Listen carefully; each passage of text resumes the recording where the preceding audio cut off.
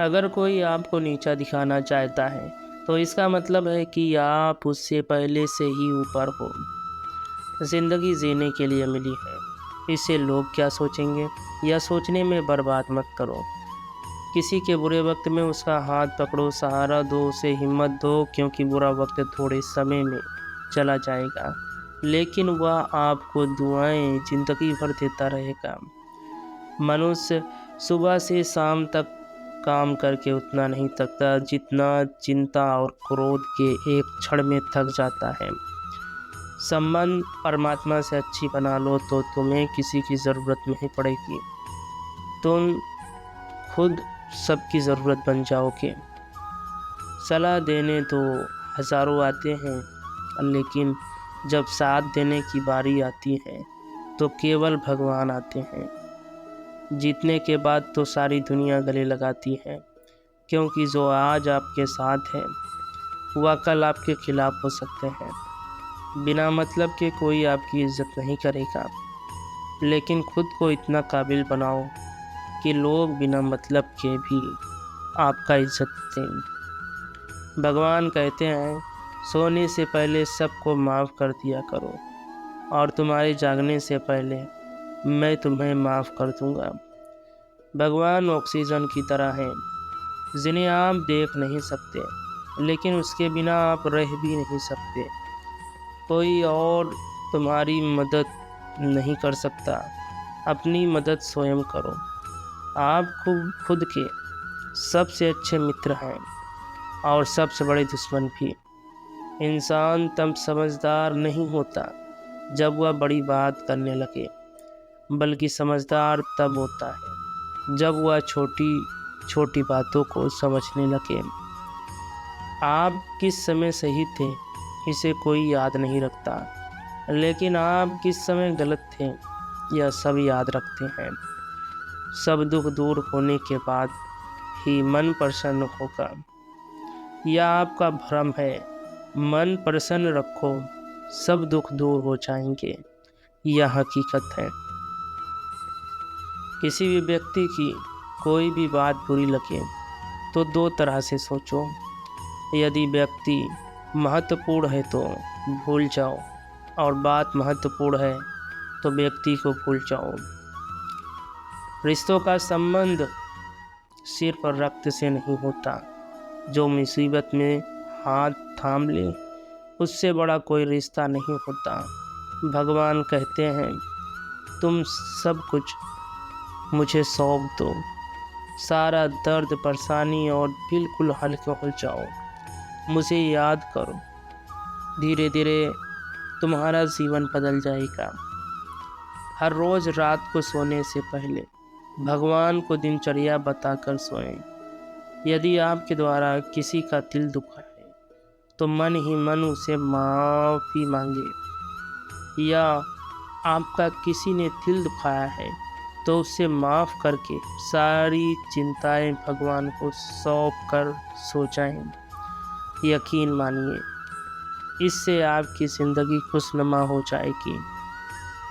क्रोध बोला हुआ एक शब्द इतना जहरीला हो सकता है कि आपकी हजार प्यारी बातों को एक मिनट में नष्ट कर सकता है। सबको हंसाना, लेकिन किसी पर हंसना मत। सबके दुख बांटना, लेकिन किसी को दुखी मत करना। सबकी राह में दीप जलाना, लेकिन किसी का दिल जलाना मत। यही जीवन की रीत है, जैसा भोगे वैसा पाओगे। दुआएं और प्रार्थनाएं असंभव को भी संभव बना देती हैं। ईश्वर को न तो हमारे तन की ज़रूरत है न तो धन की, उसको तो पवित्र मन की ज़रूरत है। इसलिए वह हमें कुछ भी छोड़ने के लिए नहीं कहता, बस कहता है, बच्चे मन के विकार छोड़ो, गंदे विचार छोड़ो। जो आने वाला है वह हमेशा गुजरे हुए कल से बेहतर होगा। यही एक सोच आपके जीवन में कभी निराश नहीं होने देगी। झूठ कितना अजीब है, खुद बोलो तो अच्छा लगता है, दूसरे बोले तो गुस्सा आता है। खुशियाँ चाहे किसी के भी साथ बांट लो, पर गम हमेशा भरोसेमंद इंसान के साथ ही बांटो। जीवन में समय चाहे जैसा हो, परिवार के साथ हो तो सुख बढ़ जाता है, दुख हो तो बढ़ जाता है। सच्चा मित्र वही है जो उस समय में भी आपके साथ खड़ा हो जब सारी दुनिया आपके खिलाफ हो।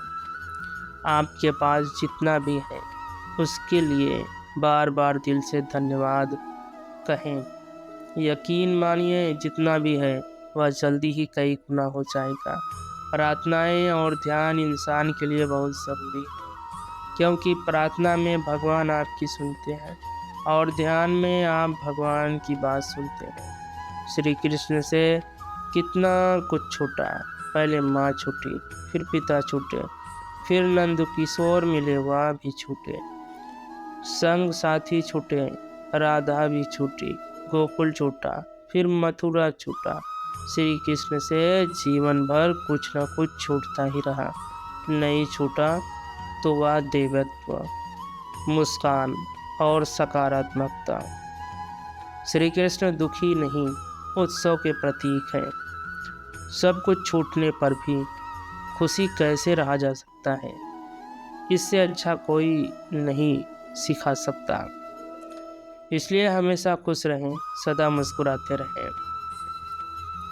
जीतने का मज़ा भी तभी आएगा जब लोग आपके हारने का इंतज़ार करेंगे।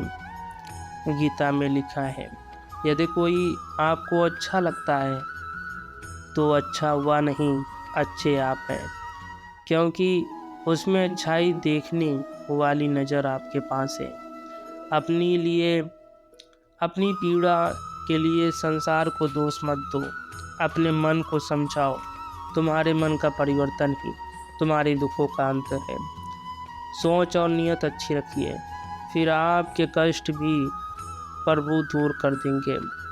याद रखना, भगवान से कभी उम्मीद छोड़ना नहीं और दुनिया वालों से कभी उम्मीद रखना नहीं। सुख दुख एक सिक्के के दो पहलू हैं। जहाँ सुख होगा वहाँ दुख भी होगा, जहाँ दुख होगा वहाँ सुख भी होगा।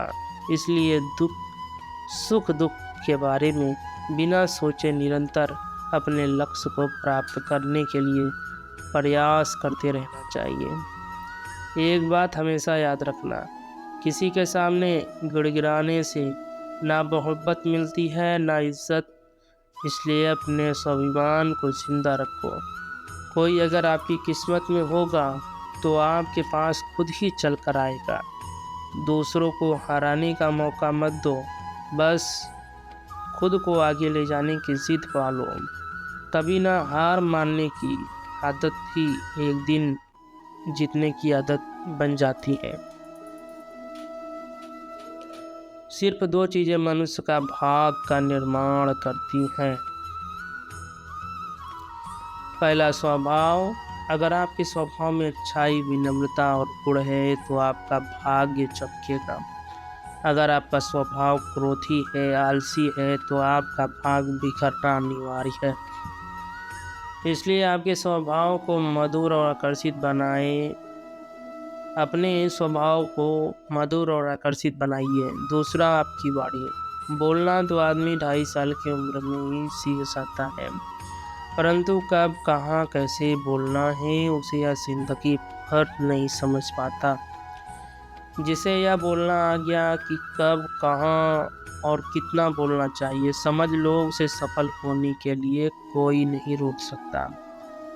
पिता से बड़ा कोई सलाहकार नहीं, माँ की आंखों से बड़ी कोई दुनिया नहीं, भाई से अच्छा कोई भागीदार नहीं और बहन से बड़ा कोई शुभचिंतक नहीं। इस मतलबी दुनिया से कोई मतलब ना रखो, और मतलब रखना है तो अपने मतलब से मतलब रखो। दुआएं मांगने से किसका भला होगा, मिलता तो वही है जो हमने बोया है।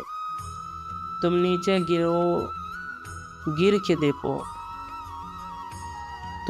गिर के देखो, कोई नहीं आएगा उठाने। जरा उड़ कर तो देखो, सब आएंगे गिराने।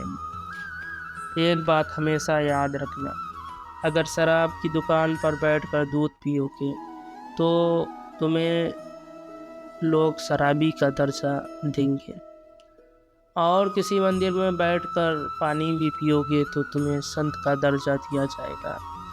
इसलिए आप किसके साथ उठते बैठते हैं यह बहुत मायने रखता है। दोस्तों, बस आज के लिए इतना ही। कैसा लगा वीडियो ज़रूर लाइक करें, कमेंट करें, शेयर करें और चैनल को सब्सक्राइब करें। धन्यवाद।